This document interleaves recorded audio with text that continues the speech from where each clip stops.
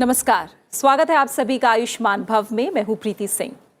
कहते हैं कि मुस्कुराता चेहरा हर किसी का दिल जीत लेता है, लेकिन एक खूबसूरत मुस्कुराहट के लिए जरूरी होता है स्वस्थ और सुंदर दांतों का होना और साफ मुख का होना। इसलिए आयुष्मान भव में आज हम बात करेंगे दांतों की देखभाल की, या एक तरह से कहें पूरे ओरल हाइजीन पर हम बात करेंगे। पहले मौखिक स्वच्छता या ओरल हाइजीन को समग्र स्वास्थ्य में कारक नहीं माना जाता था, लेकिन आज के समय में विज्ञान ने यह सिद्ध किया है कि दोनों के बीच एक मजबूत कड़ी है। खराब ओरल हाइजीन बैक्टीरिया को पनपने का मौका देती है, और जब मौखिक स्वच्छता को लंबे समय तक नजरअंदाज किया जाता है तो ये दांतों, मसूड़ों और शरीर की अन्य बीमारियों का कारण भी बनती है। तो अगर आप भी मुंह की दुर्गंध, मसूड़ों में सूजन, दांतों में कैविटी जैसी समस्याओं से परेशान हैं, तो आज आप हमारे कार्यक्रम में जुड़ सकते हैं। आपके सवालों के जवाब देने के लिए हमारे साथ 3 खास मेहमान स्टूडियो में मौजूद हैं। हमारे साथ एलोपैथी विशेषज्ञ डॉक्टर विक्रांत रंजन मोहंती। डॉक्टर मोहंती, आपका बहुत बहुत स्वागत है कार्यक्रम में। साथ ही अगर आप आयुर्वेदिक नजरिया जानना चाहते हैं इसे लेकर, तो हमारे साथ हैं आयुर्वेदिक विशेषज्ञ डॉक्टर आशीष कुमार। डॉक्टर आशीष, आपका भी बहुत बहुत स्वागत है। इसके अलावा हमारे साथ हैं होम्योपैथी विशेषज्ञ डॉक्टर रेणु मित्तल। डॉक्टर रेणु, आपका भी बहुत बहुत स्वागत है कार्यक्रम में। तो हमें कॉल कीजिए, हमारे नंबर लगातार टीवी स्क्रीन पर फ्लैश हो रहे हैं। साथ ही आप जीमेल के जरिए भी सवाल पूछ सकते हैं। इसके अलावा यूट्यूब लाइव के कमेंट सेक्शन में भी आप सवाल लिख सकते हैं। जब हम ओरल हाइजीन पर ध्यान नहीं देते तो खराब दांतों से जुड़े बैक्टीरिया मसूड़ों के माध्यम से रक्त में प्रवेश कर सकते हैं, जो कि शरीर के अन्य भागों तक पहुंच जाते हैं। मुंह में बढ़ने वाले कुछ हानिकारक जीवाणु गंभीर रोगों का कारण भी बन सकते हैं।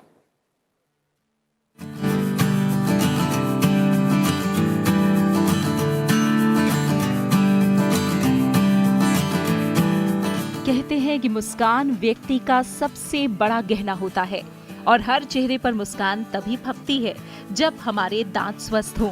हम अपने बालों और स्किन केयर पर खास ध्यान देते हैं, लेकिन इसके साथ ही डेंटल केयर भी बहुत जरूरी है।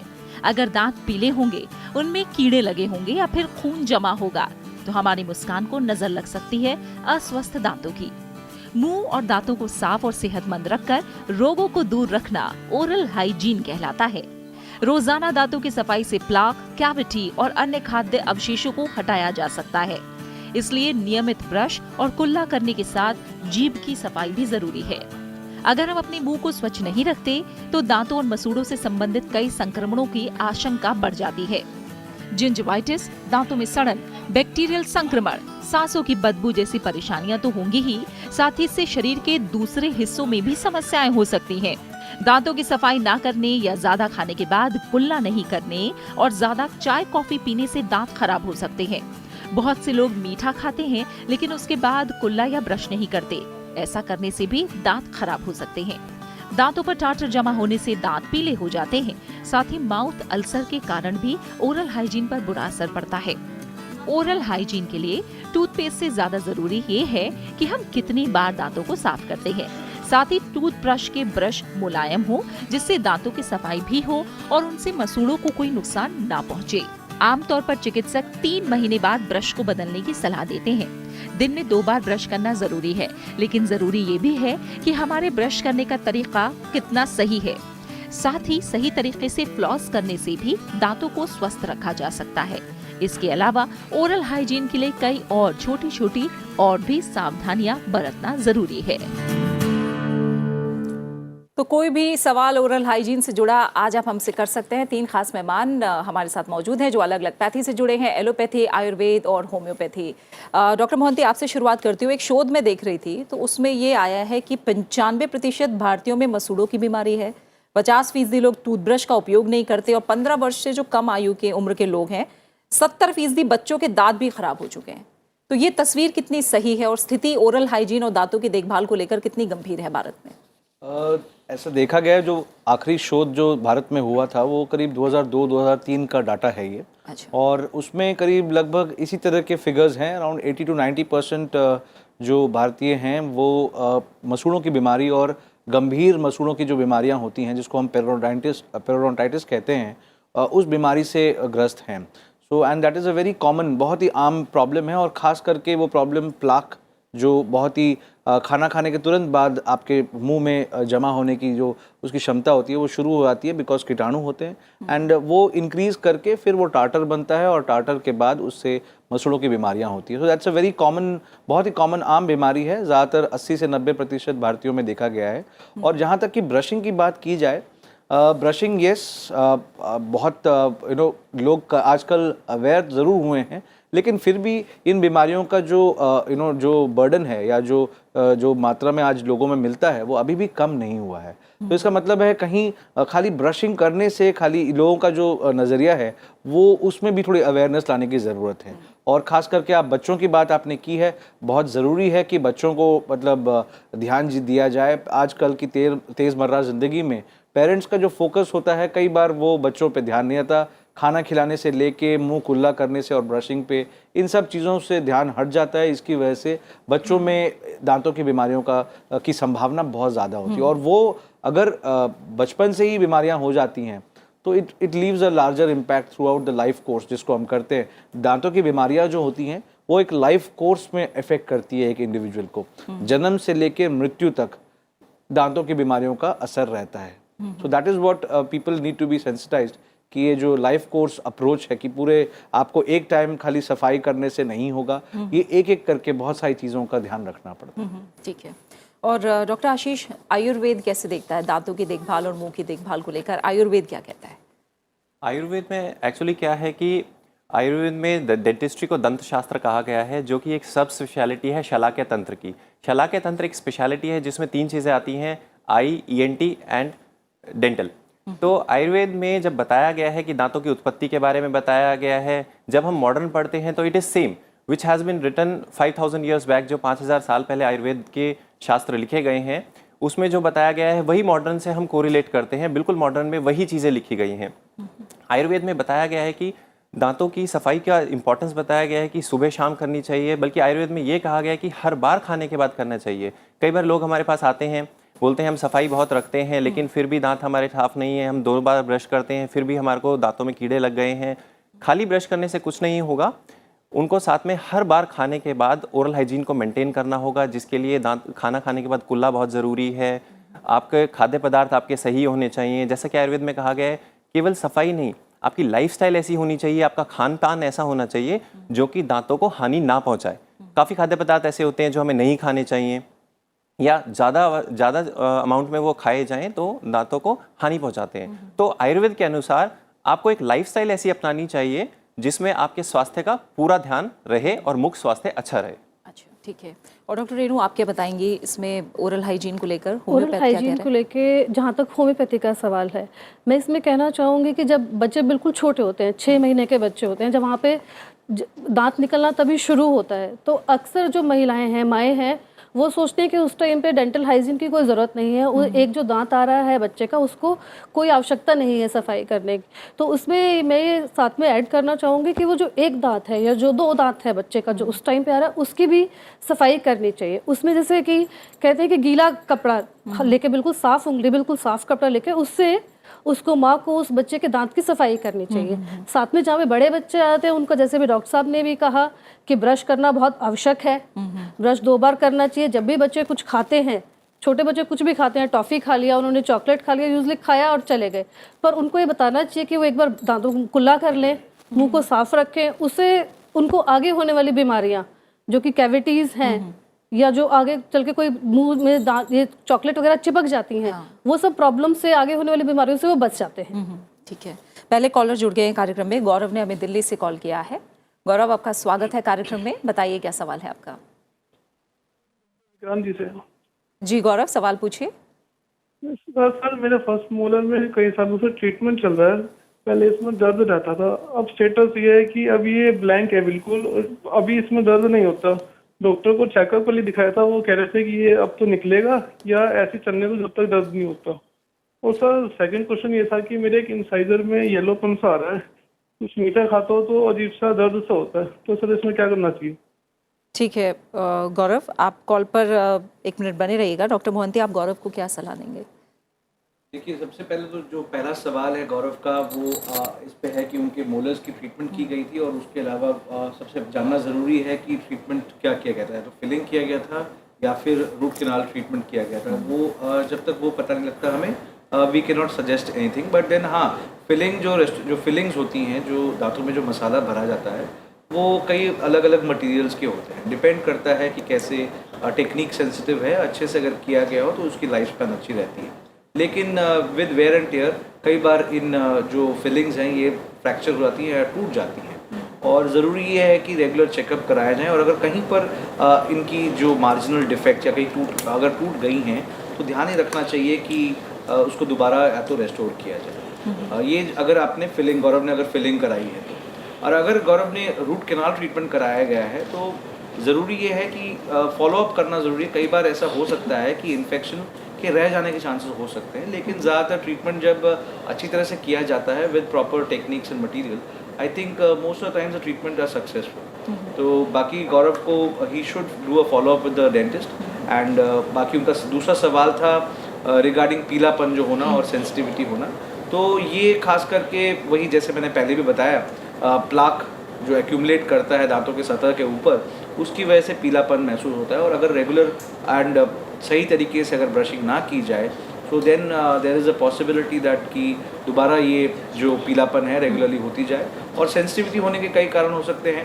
One of the most common reasons, जैसे मैंने बताया, मसूड़ों की बीमारी, वो एक आम कारण है। बाकी अगर सड़न होती है दांतों में तो उनमें भी सेंसिटिविटी होने की भी संभावना बढ़ जाती है। एंड इरेगुलर ब्रशिंग जो होती है, लोग जो जोर से जो ब्रश करते हैं उससे भी कई बार सेंसिटिव होने के चांसेस बढ़ जाते हैं। बिल्कुल, यानी कई लोग ऐसे हैं जिनको टूथब्रश कैसे यूज़ करना है, कैसे ब्रशिंग करनी है, वो नहीं पता होता। उसके बारे में भी हम आपको आगे बताएंगे, लेकिन फिलहाल दूसरे कॉलर ले लेते हैं। सौरभ ने कोलकाता से हमें कॉल किया है।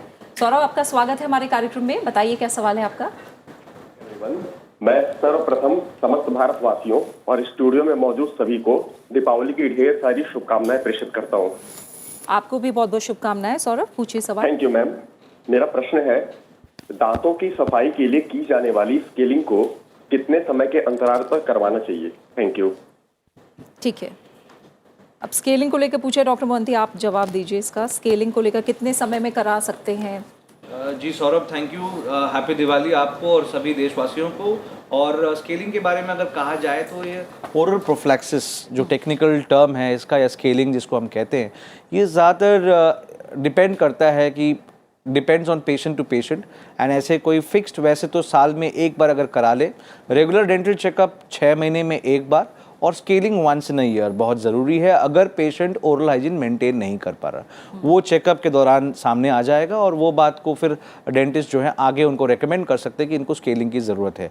बट स्केलिंग के अलावा साथ साथ एक और प्रोसीजर होता है जो, क्योंकि जब स्केलिंग करते हैं थोड़े माइक्रो एब्रेजन्स या थोड़े से ऐसे हमारे जो एनामल के ऊपर जो परत है उस पर कुछ डिफेक्ट्स बन जाती हैं, तो ज़रूरी ये है कि उसकी पॉलिशिंग भी की जाए। तो scaling with followed by polishing, ये दोनों चीज़ें अगर कॉम्प्लीमेंट्री की जाए एज बाय अ डेंटिस्ट, ये काफ़ी लाभदायक होती है पेशेंट्स को जिनमें ओरल हाइजीन मेंटेन करने की क्षमता थोड़ी सी कम या रेगुलरली मेंटेन नहीं कर पाते हैं। ठीक है, एक और कॉलर है कृष्णकांत ने उत्तर प्रदेश से कॉल किया है। कृष्णकांत, आपका भी स्वागत है कार्यक्रम में। आप बताइए क्या पूछना चाहते हैं आप? जब ये फ्रिक्वेंटली मैं ब्रश करता रहता हूँ तो वीकली या 4-5 दिन के अंतर पे मतलब मसूड़ों से अपने आप खून आ जाता है। तो उसके लिए मैं जानना चाहता हूँ कि हम क्या कर सकते हैं, मतलब थोड़ा अच्छा हो, कभी ब्लड ना आए मसूड़ों से। ठीक है, ये समस्या कब से हो रही है आपको? मैम करीब ये मतलब 8-10 महीने हो गए लगभग। मतलब ये लगता है कि ठीक हो जाएगा। मैं हल्दी और नमक का थोड़ा मसूड़ों में मालिश भी कभी कभी करता हूँ, लेकिन वो होता ही रहता है। आपने दिखाया अभी तक, किसी डॉक्टर को दिखाया है? हाँ, उन्होंने वो एक दिया था कुछ, मतलब मुंह में उसको वो करके कुल्ला करने के लिए देते हैं। अच्छा, कुछ वो लिक्विड टाइप दिया था उन्होंने। ठीक है, डॉक्टर आशीष, आप इन्हें क्या बताएंगे? ये कह रहे हैं कि हल्दी से भी ये मसूड़ों की मालिश करते हैं, मसूड़ों से खून आता है, क्या इसके पीछे वजह हो सकती है? कॉलर का जो प्रश्न है, उसकी जो कंप्लेन है वो ये है कि 3-4 दिनों में उनको जब वो ब्रश करते हैं तो उनके मसूड़ों से खून आता है। इसे मॉडर्न की भाषा में जिंजिवाइटिस बोला जाता है, जिसको ब्लीडिंग गम्स भी कहते हैं। अच्छा। और आयुर्वेद की भाषा में इसे शीताद का नाम दिया गया है। इसमें जब ब्लीडिंग क्यों होती है, ब्लीडिंग का कारण है कि मसूड़े फूल जाना। तो सबसे पहले जैसे भी ये डेंटिस्ट के पास गए हैं, जैसा इन्होंने बताया है कि इन्हें एक कुल्ला करने की दवाई दी गई है, जिसे कि माउथ वॉश कहते हैं कॉमन भाषा में। तो सबसे पहले उसका कारण जानना बहुत ज़रूरी है कि जिंजिवाइटिस हो किस कारण से रहा है। जैसा कि मोहंती सर ने बताया कि ब्रश हाइजीन अच्छे से मेंटेन ना करने से टार्टर जम जाता है, प्लाक के बाद टार्टर होता है, टार्टर कैलकुलस में कन्वर्ट हो जाता है, जिसे आयुर्वेद की भाषा में दंत शर्करा या दंत कपालिका भी कहते हैं। अगर ये उसका कारण ये है तो उन्हें स्केलिंग की रिक्वायरमेंट है। खाली माउथ वॉश से या हल्दी या जो भी ये लोकल एप्लीकेशन कर रहे हैं जिस भी पाउडर का, उससे वो पूरी तरह ठीक नहीं हो पाएगा, क्योंकि उससे वो थोड़े समय के लिए दब जाएगा। यानी ये सिम्टोमेटिक ट्रीटमेंट खुद ले रहे हैं। इन्हें एक प्रोफेशनल ट्रीटमेंट की ज़रूरत है कि उसका कारण पता लगाया जाए कि क्या कारण है। अगर तो कैलकुलस वगैरह ही इसका कारण है तो स्केलिंग कराएंगे तो इन्हें आराम मिल जाएगा।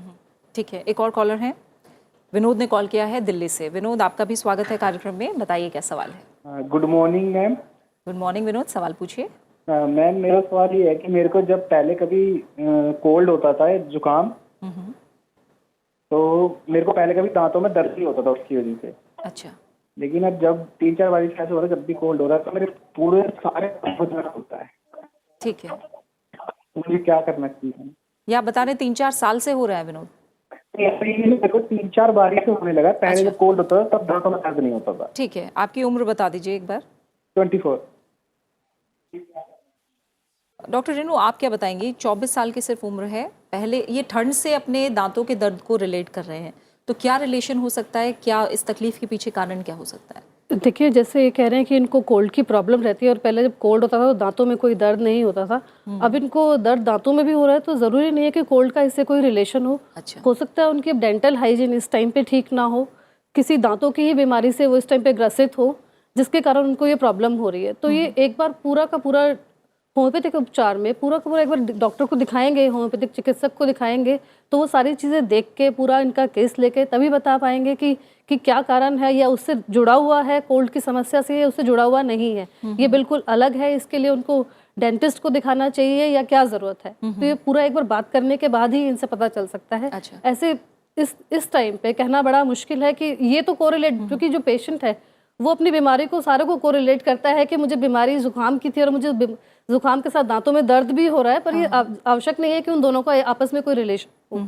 ठीक है।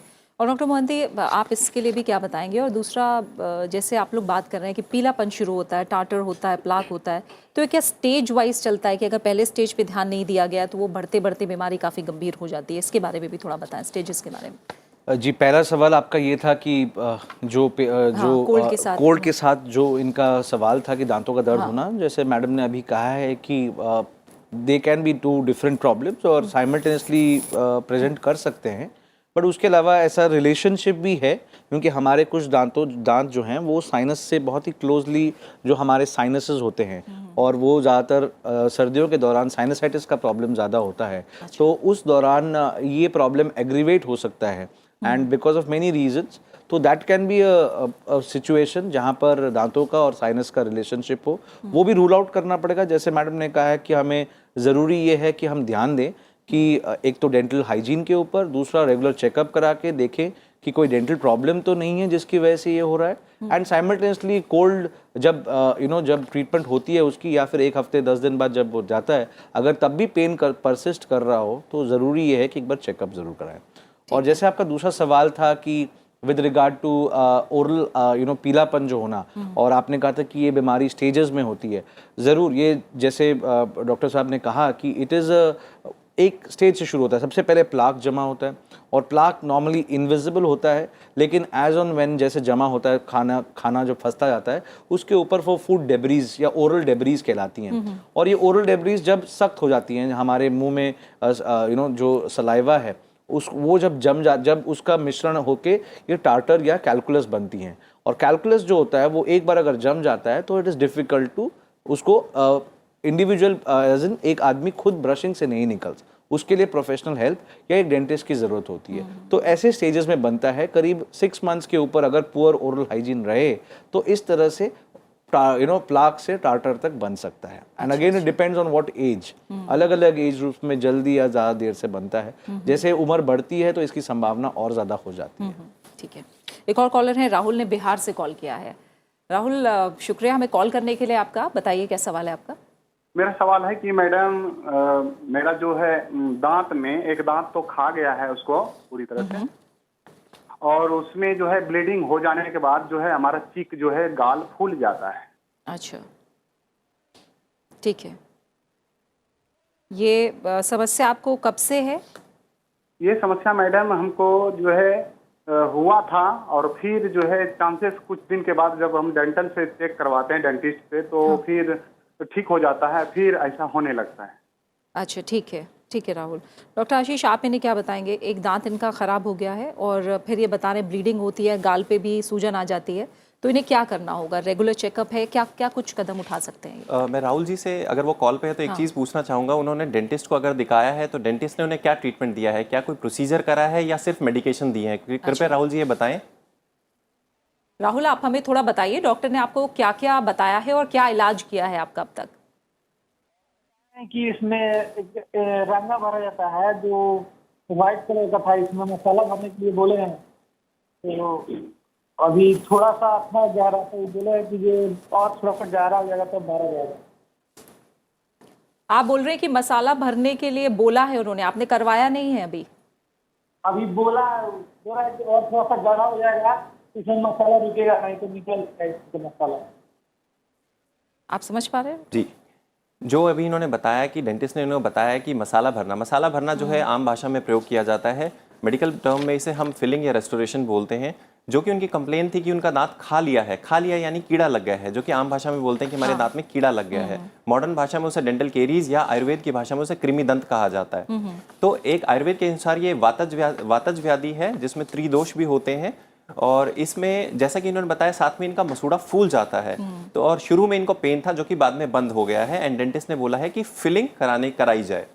तो एक्चुअली इनको क्या हुआ है, इनके कैविटी हुई है, डेंटल केरी स्टार्ट हुई है, जो कि पहले इनिशियली जो दांत के अंदर पल्पल टिश्यू होते हैं वहां तक पहुंची। इनिशियली इनको पेन होता था, बाद में जो कि बंद हो गया। इसका मतलब इनके अंदर दांत के अंदर जो नर्वस टिश्यू हैं वो डैमेज हो चुके हैं, और नीचे साथ में बता रहे हैं कि गाल या मसूड़ा फूल जाता है। इसका मतलब वहाँ एब्सेस बन गई है, जिसको हम पेरियापाइकल एब्सेस भी बोलते हैं, और आयुर्वेद में इसे दंत नाड़ी बोला जाता है या दंत वृद्धि बोला जाता है। तो इनको एंटीबायोटिक्स की जरूरत है, प्लस इनका एक एक्सरे किया जाए जिसमें उसका प्रॉपर डायग्नोसिस हो जाएगा कि दांत कितना गल गया है, दांत कितना सड़ गया है, और दांत के नीचे जो एब्सेस बन गई है उसमें हड्डी का गलाव कितना है। उसके बाद ही ये डिसाइड हो पाएगा कि इनको रूट कैनाल ट्रीटमेंट की ज़रूरत है, या उसमें रेस्टोरेशन या फिलिंग की जाए, या दांत को बचाया नहीं जा सकता वो निकालना पड़े। एक्सरे के बाद ही ये डिसाइड हो पाएगा। तो इनको एक सलाह दी जाए कि एक सेकेंड ओपिनियन लें और एक डेंटिस्ट को विजिट करें आगे। ठीक है। और डॉक्टर इनो, जब दांतों की बात आती है और हम होम्योपैथी की बात करते हैं, तो कितने हद तक होम्योपैथी दांतों की देखभाल में मदद कर सकती है? देखिए, होम्योपैथी में हमने अपने यहाँ पे एक पब्लिक हेल्थ प्रोग्राम किया था, होम्योपैथी फॉर हेल्दी चाइल्ड, जहाँ पे हमने ये कोशिश की, हमारी एक होम्योपैथिक दवा होती है कैलकेरिया फॉस 6X, कि जो बच्चे जब दांत निकलना शुरू करता है, 6 महीने का जब बच्चा होता है, हम कहते हैं कि द फर्स्ट टूथ उस एज में इरप्ट करता है।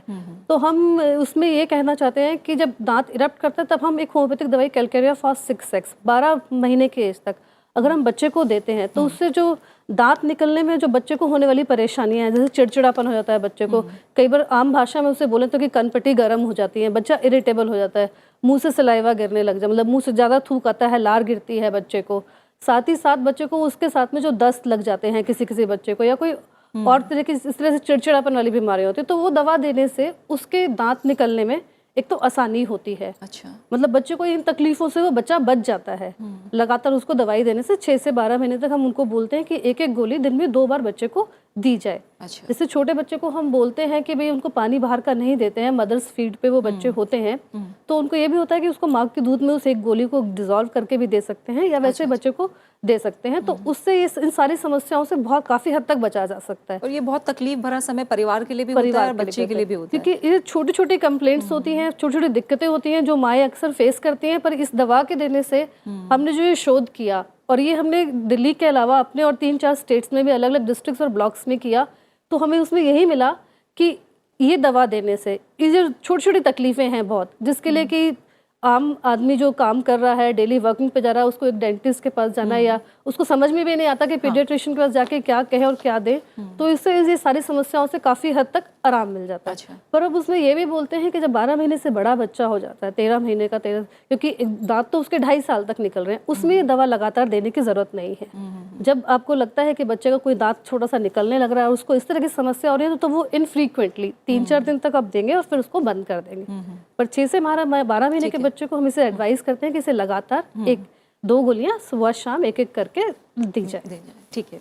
और डॉक्टर मोहंती, जो ओरल या दांतों के हाइजीन की जब बात होती है तो सबसे पहला जो स्टेप आता है कि आप ब्रश करें और ब्रश ठीक से करें। जी। तो कई लोग ब्रश तो करते हैं, कभी जल्दबाजी में तो जल्दी करते हैं, और अगर उन्हें लग रहा है हमारे दांत पीले हो रहे हैं तो कई लोग बहुत तेजी से ब्रश भी करते हैं। आखिर सही तरीका क्या है ब्रश का, और आप थोड़ा सा हमें डेमोन्स्ट्रेट करके भी दिखाएं कि तो हाँ दिखाइए। तो डेमोन्स्ट्रेशन से पहले मैं एक्चुअली कुछ चीज़ें जस्ट टू इसके बिल्डअप के लिए, बिकॉज ये तो लेटर स्टेज है। सबसे पहली बात जो होती है, हमें ब्रश की सिलेक्शन, जो कौन सा ब्रश खरीदा जाए, मैं I am not brand specific, but then मैं ये कहता हूँ जो भी ब्रश खरीदा जाए, या तो वो सॉफ्ट या सुपर सॉफ्ट या अल्ट्रा सॉफ्ट ऐसे कैटेगरीज के आते हैं, नरम रेशों वाला जो ब्रश जिसको हम कहते हैं, उसका इस्तेमाल किया जाए, नंबर 1। और ज़रूरी ये है कि उसके बाद जब नरम रेशों का ब्रश, सिलेक्शन ऑफ ब्रश बहुत ज़रूरी है। तो next thing is amount of toothpaste कितना यूज़ करते हैं लोग। जो है कई बार पूरे टूथब्रश के ऊपर पेस्ट भर देते हैं, तो सबसे पहले बहुत ज़रूरी ये है कि जस्ट एक मटर के दाने के जितना पेस्ट का इस्तेमाल किया जाए, और उससे ज़्यादा नहीं। नंबर 2। नंबर 3 जो है कि पेस्ट कौन सा इस्तेमाल किया जाए। पेस्ट तो आजकल बहुत है मार्केट में इस्तेमाल करने के लिए, तो वी कैन गो अबाउट, कोई भी पेस्ट आप ले सकते हैं, लेकिन ज़रूरी है कि आपके पेस्ट में फ्लोराइड, उसकी मात्रा सही तरीके से हो। ज़्यादातर एडल्ट्स में हम लोग रिकमेंड करते हैं 1000 to 1500 पार्ट्स पर मिलियन उसकी हो। वो लिखा हुआ रहता है, हर टूथपेस्ट के पीछे लिखा हुआ होता है कि फ्लोराइड है और फ्लोराइड में कितना अमाउंट है, वो स्पेसिफाइड होता है। तो वंस आपके पास ये सारे यंत्र, मतलब एक ब्रश, एक पेस्ट, और ये होने के बाद अगला स्टेप आता है ब्रश कैसे किया जाए।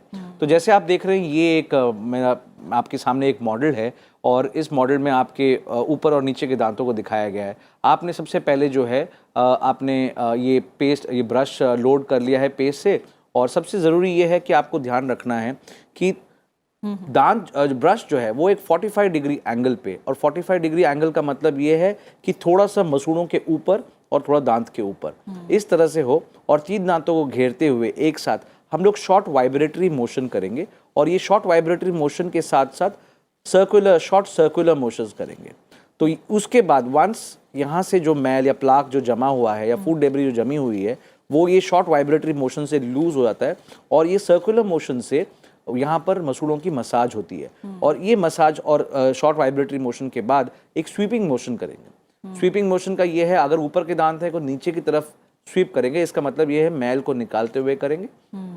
तो इस तरह से जो प्रक्रिया है ये सभी दांतों में की जाएगी। मतलब first you have to position जो आपके दांत, जो ब्रश जो है वो 45 डिग्री एंगल पे, इसका मतलब थोड़े से मसूड़ों के ऊपर और मसूड़ों के बीच में, और साथ में 3 दांतों को घेरते हुए पहले आप शॉर्ट वाइब्रेटरी मोशंस करेंगे, आगे पीछे थोड़ा एटलीस्ट 20 टाइम्स ये 3 दांतों पे, एंड फिर सर्कुलर मोशंस उसके साथ में ही, एंड देन डाउनवर्ड या नीचे की तरफ मैल को निकालते हुए। और उसी तरह से अगर हम नीचे के दांतों का करेंगे तो उसी तरह से ये एंगल जो बदल जाएगा 45 डिग्री का, ये नीचे की तरफ होगा, और साथ में शॉर्ट वाइब्रेटरी मोशंस आगे पीछे एंड सर्कुलर मोशंस, और उसके बाद ऊपर को स्वीप करते हुए ताकि मैल जो है निकल आए। तो इसी तरह से आपको दांतों के हर हिस्से पे इस तरह से ब्रश करना है। चबाने वाली सतह पे, आगे वाली दांतों के सतह के नीचे पीछे की तरफ, जो सबसे मुश्किल होता है लेकिन ज़रूरी भी होता है यहाँ पर, क्योंकि सबसे ज़्यादा जो टार्टर या प्लाक या कैल्कुलस जमने की संभावना सबसे ज़्यादा यहाँ पर होती है।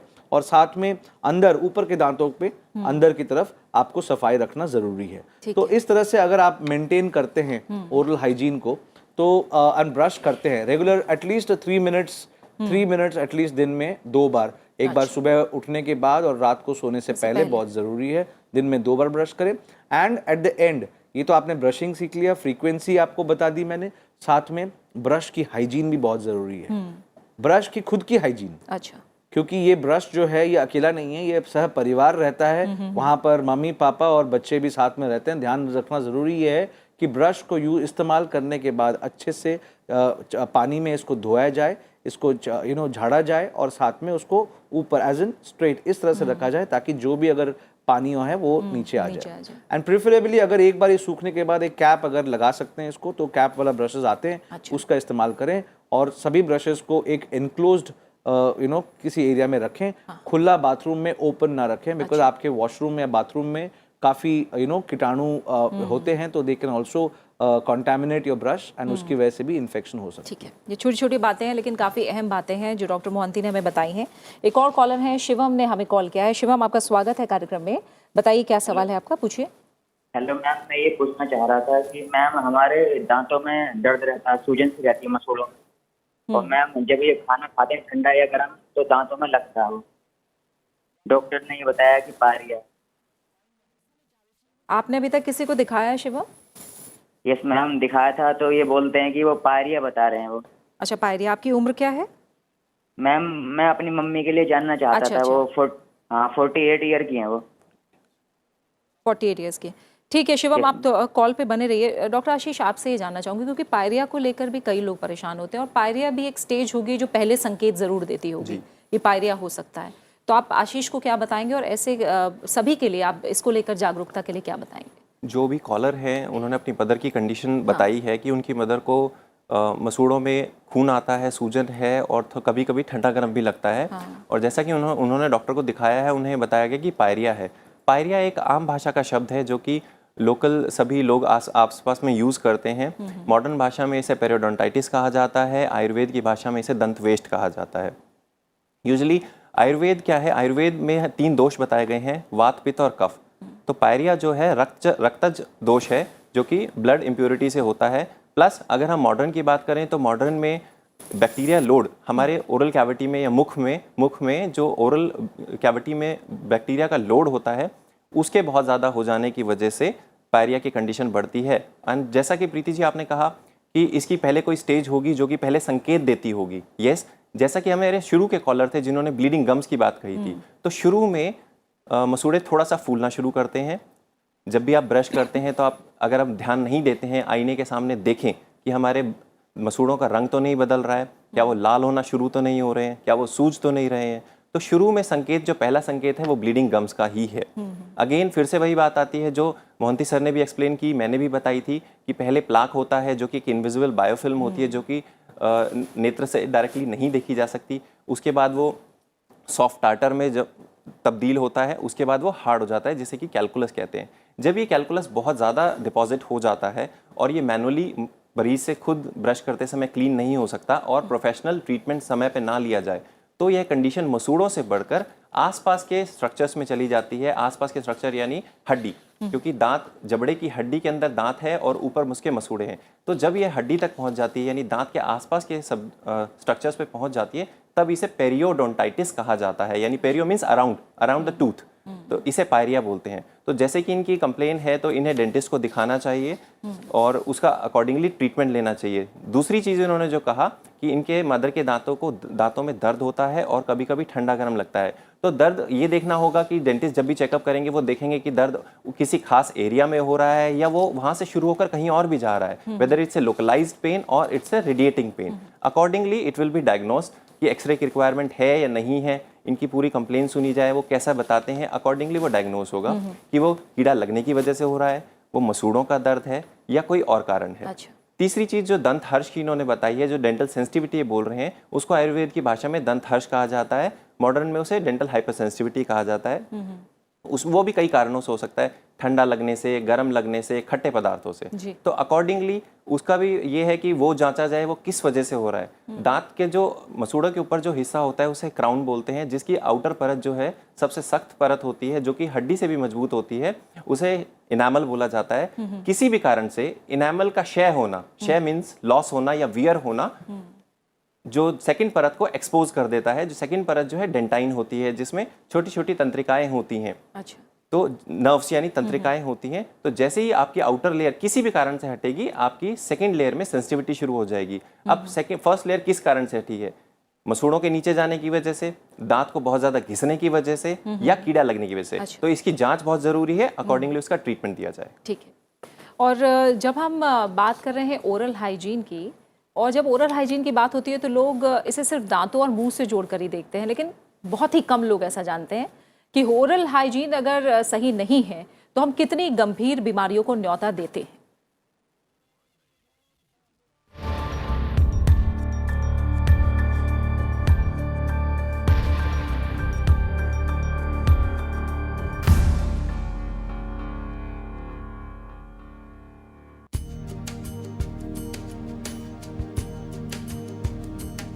हमारे मुंह में स्वास्थ्य के लिए सबसे ज्यादा हानिकारक बैक्टीरिया पाए जाते हैं। इनमें से कुछ बैक्टीरिया मुंह के द्वारा ही हमारे पाचन तंत्र और श्वसन तंत्र में प्रवेश करते हैं। अगर इन्हें नजरअंदाज कर दिया गया तो इससे कई बीमारियों का खतरा बढ़ सकता है। दुनिया में सबसे ज्यादा लोगों की मौत हृदय रोग के कारण होती है। National centre of biotechnology information का मानना है कि दुनिया भर में 29% से अधिक मौत हृदय रोग की वजह से होती है। आजकल अधिकांश लोगों में हृदय रोग से जुड़ी कई समस्याएं देखने को मिलती हैं। ऑडिटोलॉजी के एक लेख में बताया गया है कि दांतों की अस्वच्छता के कारण 90% हृदय रोगों की समस्या बढ़ सकती है। विशेषज्ञों का कहना है कि पूरे विश्व में 2025 तक 300 मिलियन से अधिक लोग डायबिटीज से ग्रसित हो सकते हैं। मौखिक स्वच्छता पर ठीक से अगर ध्यान दिया जाए तो लोग डायबिटीज की चपेट में आने से बच सकते हैं, चाहे वो आनुवंशिक ही क्यों ना हो। रोजाना दांतों की स्वच्छता पर ध्यान नहीं देने के कारण लगभग हर परिवार कैंसर से प्रभावित हो रहा है। मसूड़ों की बीमारी से पीड़ित लोगों में गुर्दे के कैंसर के विकसित होने की संभावना 49%, अग्नाशय के कैंसर विकास होने की संभावना 54% और रक्त कैंसर के विकसित होने की 30% अधिक आशंका हो जाती है। बैक्टीरिया हमारे मुंह से श्वसन प्रणाली तक आसानी से पहुंच सकते हैं और मुंह में पाए जाने वाले बैक्टीरिया गंभीर श्वसन रोगों को बढ़ावा दे सकते हैं। मुंह में पाए जाने वाले बैक्टीरिया निमोनिया जैसी बीमारी बढ़ाने में योगदान देते हैं और इससे प्रभावित लोगों में अक्सर इस तरह के गंभीर लक्षण देखे जाते हैं। देखा आप किस तरह से गंभीर बीमारियों को वो न्योता भी दे सकते हैं। जो मुंह में पाए जाने वाले बैक्टीरिया हैं वो किस तरह से शरीर के बाकी हिस्सों में भी फैल सकते हैं। डॉक्टर रेणु, इसमें अगर आप ऐड करना चाहें, क्योंकि ये इसको लेकर भी जागरूकता लोगों में बहुत कम है। कई लोग तो ब्रश ही नहीं करते, वो शायद कुल्ला करने से ही काम चला लेते। एक बहुत बड़ी तादाद ऐसी भी हमारे देश में लोगों की, तो उनके लिए आप क्या कहेंगे?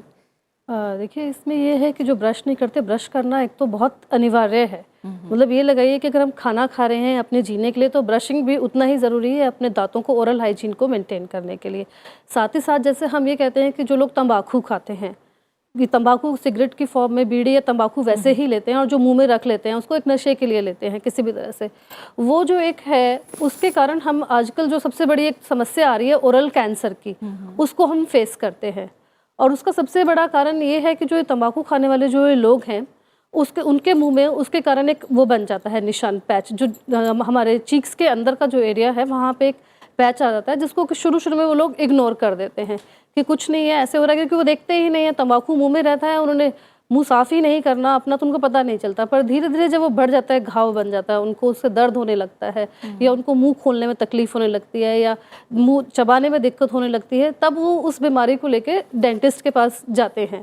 तो इसलिए मैं कहना चाहूँगी जो इस तरह की प्रॉब्लम्स हैं उसके लिए लोगों को शुरू में ही एहतियात बरतनी चाहिए, अपने मुँह का खुद ही एक एग्जामिनेशन कर लेना चाहिए टाइम पे कि हमारे मुंह में क्या हो रहा है, हमारे मुंह में कोई इस तरह का दाग तो नहीं आ रहा मुंह में, या हमारे मसूड़े तो नहीं सूजे हुए हैं, या हमारे मुंह में और कोई, हमारे दांतों में कोई ठंडा गर्म तो नहीं लग रहा है, या हमें मुंह खोलने में दिक्कत, बात करने में तो दिक्कत नहीं है।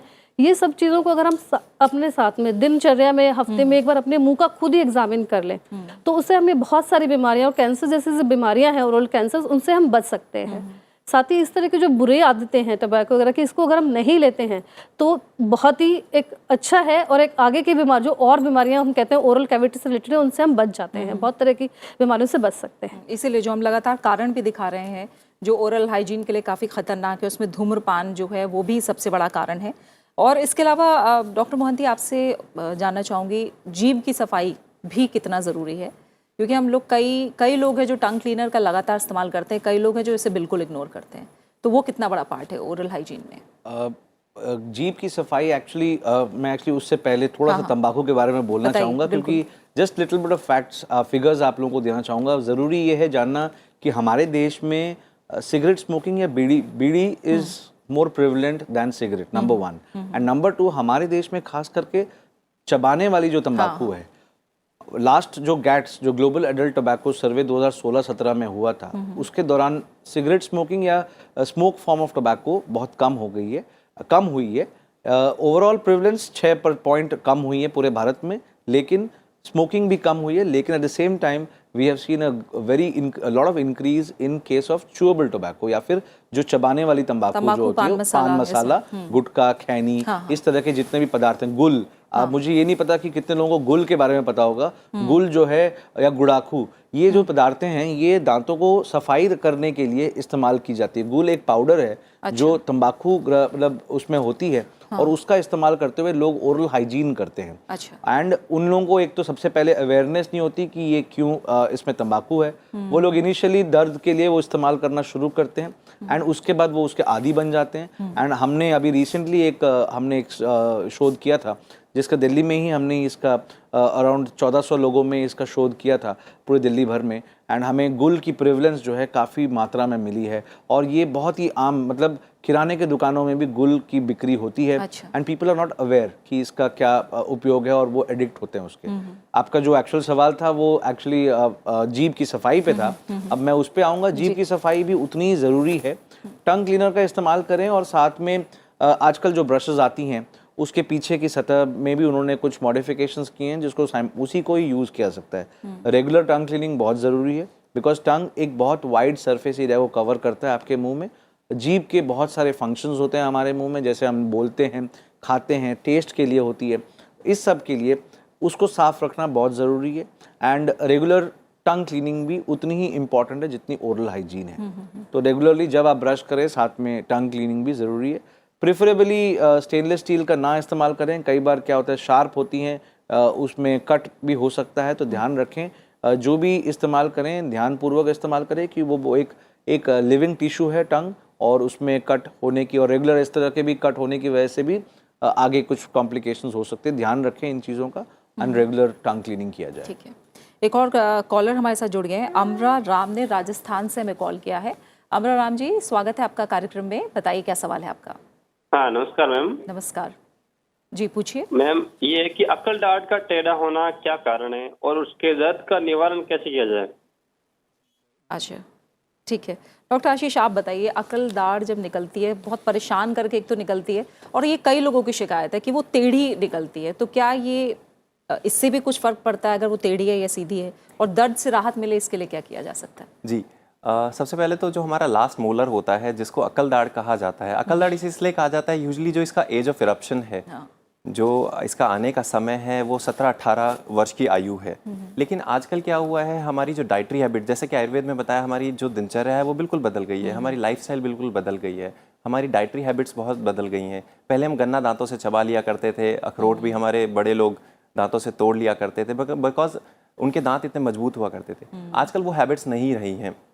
ऐसी ग्रॉस चीज़ें खाने से या क्रूड चीज़ें खाना बंद होने से हमारे दांतों की जो है वो स्ट्रेंथ कम हो गई है, जिसकी वजह से जबड़ों का साइज़ छोटा होता जा रहा है। अच्छा। क्योंकि आजकल जो हमारा फूड है, मैगी, जंक फूड, सॉफ्ट है, काफ़ी सॉफ्ट है, क्रिस्प वेफर्स जो कि हम खाते हैं, इसकी वजह से जबड़ों का साइज़ पहले के मुकाबले थोड़ा छोटा है, जिसकी वजह से जो लास्ट जो दांत है, जैसे कि अकल दाढ़ बोल रहे हैं, जैसे कि हमारे कॉलर बोल रहे हैं अकल दाढ़ निकलती है, दर्द कर रही है, उसको पूरा स्पेस नहीं मिल पाता है। स्पेस ना मिलने की वजह से वो या तो फंसी रह जाती है, अच्छा, या टेढ़ी हो जाती है, कई बार बिल्कुल हॉरिजॉन्टल भी होती है। इसको इम्पैक्शन बोला जाता है, मॉडर्न भाषा में इसे इम्पैक्शन बोला जाता है।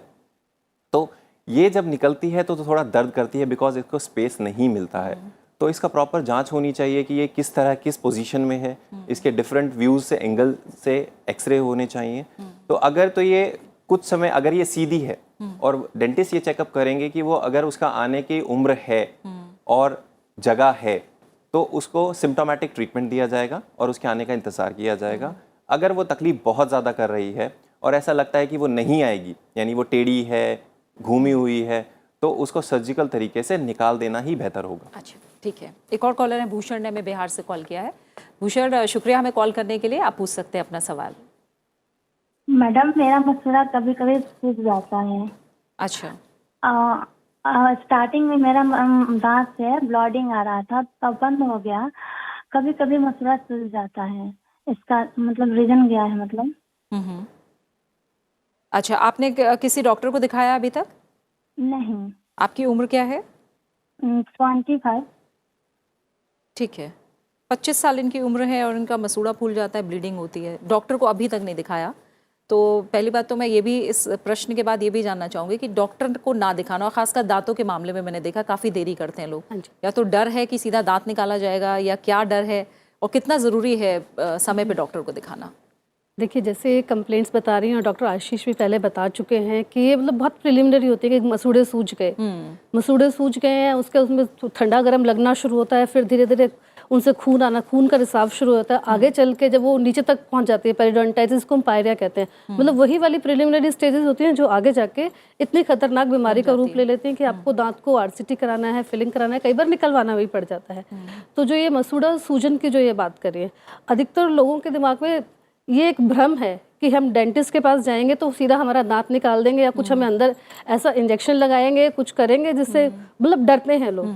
तो उसमें एक तो ये है कि डरने की आवश्यकता नहीं है, उन्हें जाना चाहिए। प्लस कई बार ये होता है कि हम थोड़ा सा डिले करते हैं, हमारे पास टाइम नहीं है किसी वजह से, कि इतनी ज़्यादा प्रॉब्लम भी नहीं है, कभी दर्द हो रहा है कभी नहीं हो रहा, सूजन है थोड़ी बहुत, चलो मैनेज हो रहा है, चलते रहेंगे।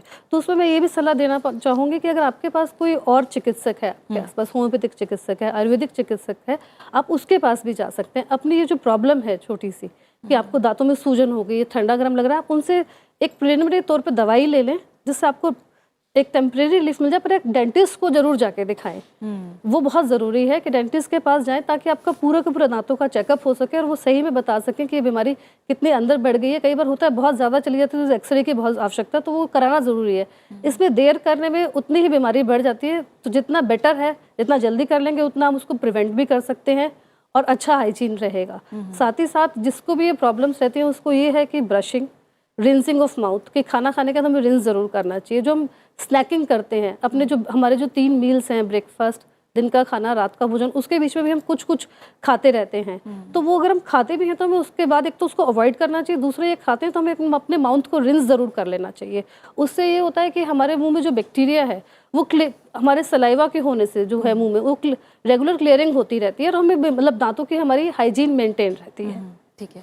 और डॉक्टर मोहंती, आप हम अगर हमें बताएं कि जैसे बात जो कॉलर्स आए उसमें काफ़ी लोग ये कह रहे हैं मसूड़े फूलते हैं, काफ़ी लोग कह रहे हैं दर्द होता है और ब्लीडिंग होती है। आप मोटे तौर पर अगर हमें बताएं कि क्या क्या सिम्टम्स दिखने पर डॉक्टर को ज़रूर दिखाया जाए, डेंटिस्ट के पास ज़रूर जाया जाए। जी, अगेन मैं पिछले सवाल पे पहले जाऊंगा, because we talking about a female 25 years old female. यहाँ पर मैं एक सिचुएशन लाना चाहूँगा, खास करके प्रेगनेंसी में। अच्छा। क्योंकि प्रेगनेंसी के दौरान जो है देयर लॉट ऑफ चेंजेस, बहुत सारी चेंजेस जो मौखिक ओरल कैविटी में या मुंह में मौखिक स्वास्थ्य में काफ़ी बदलाव आती है प्रेग्नेंट वुमेन्स में। अच्छा। और वो खास करके इसलिए होती है क्योंकि हमारे हार्मोनल जो हार्मोन्स होते हैं उसके इम्बैलेंस या फिर उसके ज़्यादा एक्सेसिव प्रेजेंस होने की वजह से मसूड़ों का सूजना, मसूड़ों से ब्लीड होना, इस तरह के कई प्रॉब्लम, जैसे आपको प्रेगनेंसी के दौरान मॉर्निंग सिकनेस जो उल्टी वो भी होती है। और कई बार ये भी देखा गया है कि दांतों का आम्ल पदार्थ, क्योंकि वो उल्टी में एसिड होती है और उसकी वजह से डेंटल इरोजन वो भी होती है जो प्रेग्नेंट वुमेन होती है जिनमें एक्सेसिव मॉर्निंग सिकनेस होती है। और खास करके ये मसूड़ों का एक टेम्पररी फेज है जो मसूड़े सूज जाते हैं उस प्रेगनेंसी के दौरान।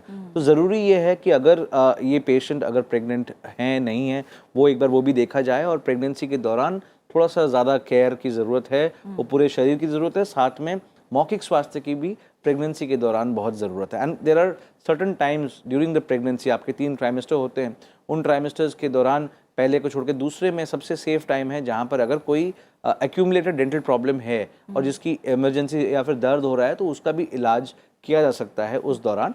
अदरवाइज अगर ट्रीटमेंट को प्रेगनेंसी के बाद भी किया जाए, पोस्टपोन करके किसी तरह से कंट्रोल करके, तो भी, बट उस दौरान बहुत ज़रूरी है उन 9 महीनों में जो फीमेल पेशेंट्स हैं वो ज़्यादातर ध्यान रखें इस चीज़ का कि मौखिक स्वास्थ्य प्रेगनेंसी के दौरान भी बहुत ज़रूरी है। आपने कहा कि मसूड़ों की बीमारी सबसे कॉमन है, बिकॉज हमारे शोध और ज़्यादातर रिसर्च इंडिया में यही कहते हैं कि 80 से 90% लोग जो हैं इस बीमारी से ग्रस्त हैं। तो सबसे पहली बात मैं हाँ ये जानना चाह रही हूँ, कई लोग हैं जो 6 महीने में चेकअप कराने नहीं जाते, रेगुलर चेकअप के लिए नहीं जाते, लेकिन ऐसे कौन से संकेत हैं अगर उनका मुंह या उनके दांत उन्हें दे रहे हैं तो ज़रूर डॉक्टर के पास जाएं, क्योंकि हर कोई चाहता है कि बुढ़ापे तक उसके दांत मजबूत और ठीक बने रहें। जी, जो बहुत आपने सही बात कही है। यहाँ पर एवरीबडी, सब लोगों को यही लगता है कि बुढ़ापे तक हमारे सारे दांत रहें एंड हम लोग पूरे सब चीज़ एंजॉय कर सकें, and so we don't want to suffer the complications of early loss of teeth जिसको हम कहते हैं। तो ज़रूरी ये है कि देखिए अलग अलग बीमारी के लक्षण थोड़े अलग होते हैं। हम यहाँ पर बात कर रहे हैं खास करके मसूड़ों की बीमारियों के बारे में। तो ज़रूरी ये है कि आप ध्यान रखें कि सबसे पहले अगर ब्लीडिंग किसी भी रूप में या पीलापन होना, दांतों में कंटिन्यूसली पीलापन रहना, नंबर 1। नंबर 2, अगर मसूड़ों से खून आना और साथ में मुंह से बदबू आना, ये 3 लक्षण जो हैं मोर प्राइमरीली, अगर ये बहुत ही कॉमन और अर्ली साइंस होते हैं। अगर आपके दांत पहले से ही टेढ़े मेढ़े हैं, उनमें मैल जमने की संभावना है वो ज़्यादा होती है। और ब्रशिंग ना कर ठीक से ना कर पाने की विधि जो होती है वो ठीक से होती नहीं है, उसकी वजह से मैल जम सकता। ज़रूरी है कि अर्ली साइंस ऑफ येलोइश या फिर पीलापन होना, दूसरा मसूड़ों से खून आना, और तीसरा मुंह से बदबू आना। इस तरह की अगर अर्ली साइंस आप लोगों को दिखती हैं तो ज़रूरी है कि जांच कराएं और इलाज भी कराएं। ठीक है, एक लास्ट में एक आखिरी कॉलर ले लेते हैं कार्यक्रम की। अभिषेक ने उत्तर प्रदेश से कॉल किया है। अभिषेक, आपका स्वागत है कार्यक्रम में, आप अपना सवाल पूछिए। ये जानना चाहता हूँ कि जनरली कौन सा टूथपेस्ट इस्तेमाल करना चाहिए। ठीक है, डॉक्टर ने इस सवाल का जवाब पहले भी दिया था कि टूथपेस्ट कौन सा है। फ्लोराइड वाला टूथपेस्ट आपने बताया था कि उसमें आप देख लें कि फ्लोराइड कंटेंट हो, और बाकी तो बाज़ार में बहुत सारे टूथपेस्ट हैं, इसलिए हम यहाँ आपको इस तरह से सलाह नहीं दे सकते, वो आपकी अपनी चॉइस है। लेकिन फ्लोराइड कंटेंट बताया था डॉक्टर ने यहाँ। डॉक्टर आशीष, आपसे जानना चाहूँगी मैं, जैसे रिंस करने की बात डॉक्टर रेणु ने भी कही, पहले हम देखते थे, पहले के जो लोग थे और कब गाँव में अभी भी हम देखते हैं कि कुछ भी खाया बहुत अच्छे से कुल्ला करना, दांतों में उंगली घुमाना, जिसपे हो सकता है कई शहरी लोग हंसते भी हों कि देखिए ये कैसे कुल्ला कर रहे हैं, आवाज़ करके पूरा करना। क्या वो सही तरीका है, और वो ऐसी चीज़ है जो समय के साथ वो भी हम भूल रहे हैं और वो काफ़ी ज़रूरी है? और एक दातून को लेकर, क्योंकि टूथब्रश और टूथपेस्ट की बात हो रही है, कई लोग ऐसे हैं जो दातून इस्तेमाल करते हैं या करना चाहते हैं, तो इसे लेकर आप क्या बताएंगे? जी हाँ, जैसे कि आपने बताया कि पहले के समय में खाना खाने के बाद कुल्ला किया जाता था और हाथों से या उंगलियों से मसूड़ों की मसाज की जाती थी, वो बिल्कुल सही तरीका है। उसको आयुर्वेद की भाषा में, मसाज करने को आयुर्वेद की भाषा में प्रतिसारण बोलते हैं, जिससे आपके जब आप खाना खाते हैं तो आप अच्छे से उंगली से जब गम्स की मसाज करते हैं या प्रतिसारण करते हैं तो आपके ब्लड का सर्कुलेशन बढ़ता है। किसी भी बॉडी टिश्यू में जब ब्लड का सर्कुलेशन बहुत अच्छा होगा तो वो डेफिनेटली हेल्दी रहेगा, वाइटल रहेगा। दूसरा, अब बात आती है दातुन की।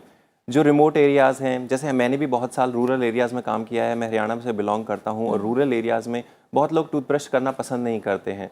वो उनके एक्चुअली दूसरी चीज़ है कि वो खरीदना भी पड़ता है। दातुन is easily available in the rural areas. तो दातुन के भी जो आयुर्वेद में प्रकार बताए गए हैं, दातुन भी कई तरह के बताए गए हैं। यूजुअली 12 तरह के वृक्ष बताए गए हैं जिनके दातुन किसी व्यक्ति को इस्तेमाल करने चाहिए, और दातुन इस्तेमाल करने के लिए भी व्यक्तियों की प्रकृति बताई गई है। अच्छा। तो जैसे कि वात, पित्त और कफ आयुर्वेद में कहा गया है, तो हर व्यक्ति की एक प्रकृति होती है कि किसी का वात डोमिनेंट है, प्रोमिनेंट है। अगर आप जनरल बताएं, क्योंकि जनरल अगर हम बताते हैं, जनरल बताते हैं, हाँ, तो दातुन अगर आप चाहते हैं, जो दातुन यूज़ करना चाहते हैं, ये उनके लिए है जो भी व्यूअर्स देख रहे हैं। तो दातुन जब भी आप यूज़ करें, एक तो वो दातुन साफ होना चाहिए, सॉफ्ट होना चाहिए, और कम से कम आयुर्वेद के अनुसार वो 12 उंगली लंबा होना चाहिए। अगर मैं ऐसे दिखाऊं तो ये 4 उंगलियां, ये 4 उंगलियां और ये 4 उंगलियां। उसकी जो लेंथ है that should be 12 fingers long, and it should be thickness of like, उसकी जो मोटाई है वो हमारे हाथों की जो सबसे छोटी उंगली है इसके बराबर होनी चाहिए। एंड उसमें एक चीज़ ध्यान रखें कि जो दातुन आप चुने वो वृक्ष जो है साफ जगह पे उगा होना चाहिए और उसमें गांठें नहीं होनी चाहिए। उसका एक साइंटिफिक रीजन है। अगर उसमें गांठें होंगी तो जब आप ब्रश करेंगे या दातुन करेंगे तो आपके अंदर से मसूड़ों और गालों को छील देंगी। अच्छा अच्छा, ठीक है। और दूसरा, दातुन का फायदा क्या है? दातुन जिसने भी मैंने बताए हैं 12 तरह के वृक्ष के होते हैं, तो दातुन का एक, जैसे हम नीम का एग्जाम्पल लें, नीम एक बहुत कॉमनली अवेलेबल है, बबूल बहुत कॉमनली अवेलेबल है। तो नीम का जो दातुन है that has proven anti bacterial properties. So एक तो वो हमारे मुंह के बैक्टीरिया को लोड को कम करता है। दूसरा, जब जो उसका स्वाद है या तिक्त उसको स्वाद बोला जाता है, बिटर जो है उसको तिक्त बोला जाता है, वो आपके मुंह में सलाइवेशन बढ़ाता है। तो ऐसे रोगी जिनके मुंह में सलाइवा कम आता हो वो नीम का दातुन यूज कर सकते हैं। सलाइवेशन जितना अच्छा होगा, आपका प्लाक क्लीन होता रहेगा, सेल्फ क्लींजिंग वो दातुन करते हैं। ठीक है।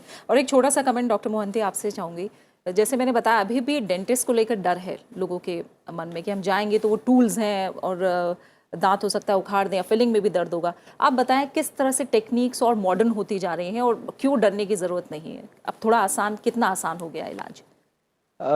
डेंटिस्ट्री एक्चुअली बहुत, मतलब पहले के ज़माने में जैसे दिखाया जाता था कि दांतों को निकालने की विधि जो है बहुत डरावनी पिक्चर्स एक्चुअली पोर्ट्रे की जाती थी।